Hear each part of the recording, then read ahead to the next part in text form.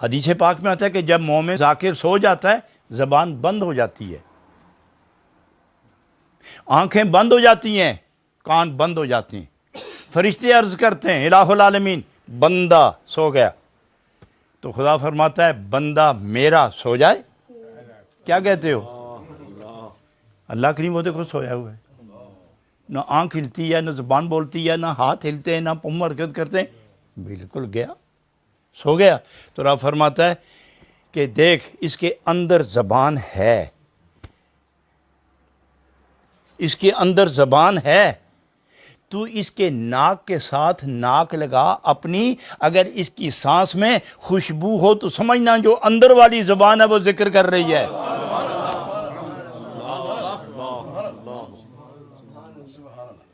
تو وہ فرشتہ اس ذاکر مومن کامل بندہ رب اور غلام مصطفیٰ صلی اللہ علیہ وسلم کی ناک کے ساتھ اپنی ناک لگا کے جو سانس آتی ہے اس میں سے اس کی کیفیت جاننے کے لیے ناک سے ناک پیوست کرتا ہے، تو تھوڑی دیر گزری پھر گزری تو حکم ہوا کہ ناک ہٹاتے کیوں نہیں؟ تو جواب ملتا ہے، تو عرض کرتا ہے فرشتہ الہ العالمین اتنی خوشبو آ رہی ہے کہ یہ تو یا جنت میں سونگی جائے گی تو یا یہاں سونگ رہا ہوں میں۔ تو پھر تم تو کہہ رہے تھے سو گیا، وہ اندر کی زبان ذکر کر رہی ہے اب تو۔